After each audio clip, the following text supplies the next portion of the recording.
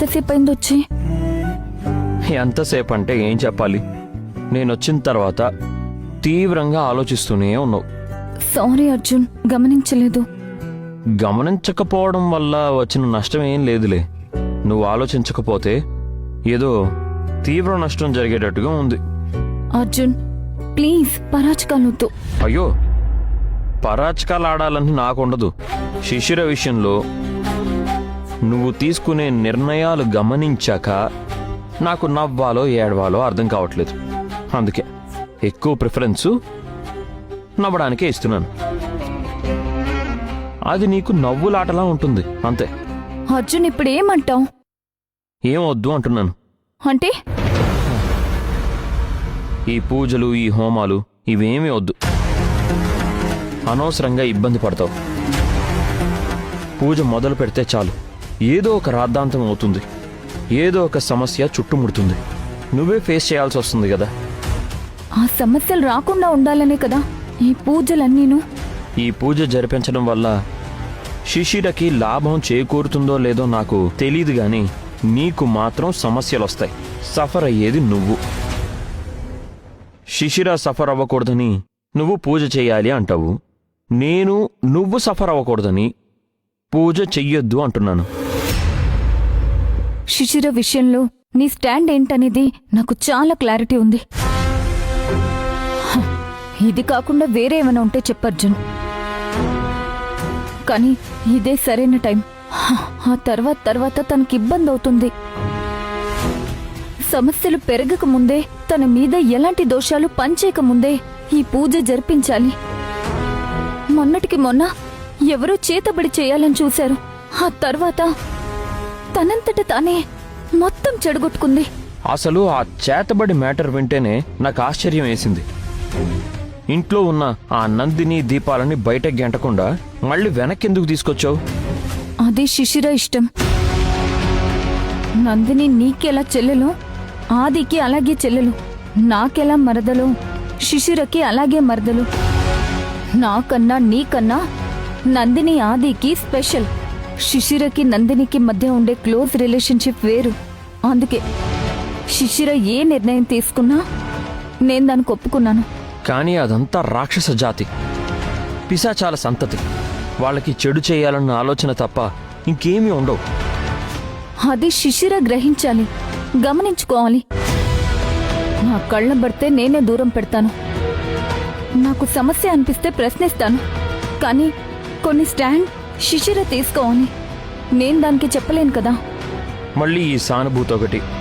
నీ జాలి దయా వల్ల మిగతా వాళ్ళకన్నా ఎక్కువ నువ్వు, మన ఫ్యామిలీ పర్సన్సే సమస్యలు ఎదుర్కొంటున్నాం. సరే, అవన్నీ వదిలే. భవానీ ఎగ్జామ్స్ ఎలా రాస్తుంది? దానికి చదువు కన్నా ఆటల మీద, మిగతా యాక్టివిటీస్ మీదే ఎక్కువ ఇంట్రెస్ట్ ఉంటుంది. ఈసారి తక్కువ మార్కులు వచ్చాయంటే అసలు నేను ఊరుకోను, చెప్తున్నా. ఎవరిని? నిన్నే. నన్న? నాదేం తప్పుంది? ఊరిమి మంగళం మీద పడ్డట్టు నా మీద పడితే ఎలా? తండ్రిగా చదివించాల్సిన బాధ్యత నీదే కదా. సరే, నువ్వు శిశిరం చూసుకో, నేను భవానీ సంగతి చూసుకుంటాను. అయినా తను మనసు పెడితే ఎలాగైనా చదవగలదు. సరే, ఇక్కడ జరిగే పరిస్థితుల వలన తను ఇబ్బంది పడకూడదు. ఏ విషయాన్ని దాని వరకు ఎవరూ తీసుకెళ్లట్లేదు. ఎగ్జామ్స్ అయ్యేంత వరకు దానికి ఎలాంటి డిస్టర్బెన్స్ లేకుండా చూసుకుంటున్నాను. అది దియా వాళ్లతో కలిసి ప్రశాంతంగా చదువుకుంటుంది. ఒకవేళ ఇబ్బంది పడితే ఏం చేయాలో చూద్దాం. నువ్వు మాత్రం పూజకి ఏర్పాట్లు చేయకుండా ఉండనంటావు. అంతేగా.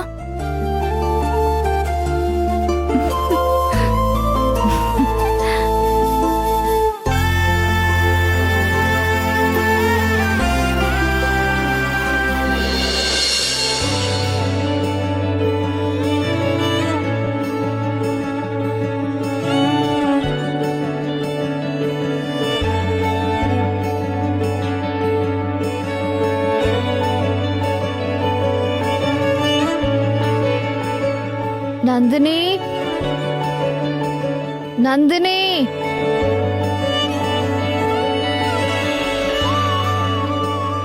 చెప్పండి మేడం. నువ్వెందుకు వచ్చావు? నేను నందినిని పిలిచింది. నాన్నగారు మీకు ఏమైనా కావాలంటే చూసుకోమన్నారు. ఏం వద్దు వైష్ణవి, నువ్వెళ్ళు. మీరు మొహమాట పడకుండా చెప్పండి మేడం. మొహమాటం ఏమీ లేదు. ఏ విషయంలో నాకు మొహమాటం ఉండదు. నందిని ఎక్కడుంది? ఎవరితోనో ఫోన్లో మాట్లాడుతున్నారు. కొంచెం తనని పంపిస్తావా? సరే మేడం.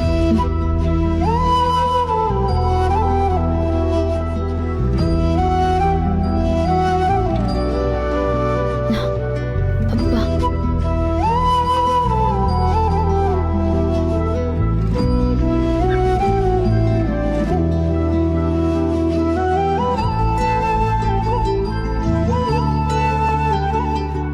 వదినా రమ్మన్నావా?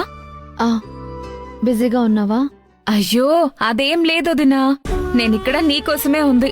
నువ్వు చెప్పే పని చేయటం, నీకోసం పని చేయటం తప్ప వేరే పని ఇంకేం ఉందొదినా నాకు. సరే, అడగొచ్చో లేదో తెలియడం లేదు. ఒక చిన్న హెల్ప్ చేస్తావా? అయ్యో చెప్పొదినా, హెల్ప్ అనడం ఎందుకు? ఆజ్ఞగా అనుకో. ఉమ్? అడగడం నీ హక్కు, చెయ్యటం నా బాధ్యత. ఏం లేదు, కాళ్ళెందుకో బాగా నొప్పిగా ఉన్నాయి.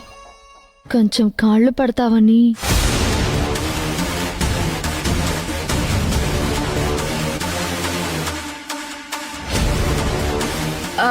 వదినా ఇబ్బందిగా ఉంటే వద్దులే. అదేం లేదు. నువ్వు అడిగింది కాళ్ళు పట్టమనే కదా, అదే పెద్ద భాగ్యం. నువ్వేం తప్పుగా అనుకోవట్లేదు కదా? ఆ, తప్పుగా అనుకునేదేముంది వదినా, ఇందులో కాళ్ళు పట్టడమే కదా. నేను చేస్తాను కదా. నువ్వు కూర్చో, నువ్వు రిలాక్స్డ్ గా కూర్చో. ఉమ్.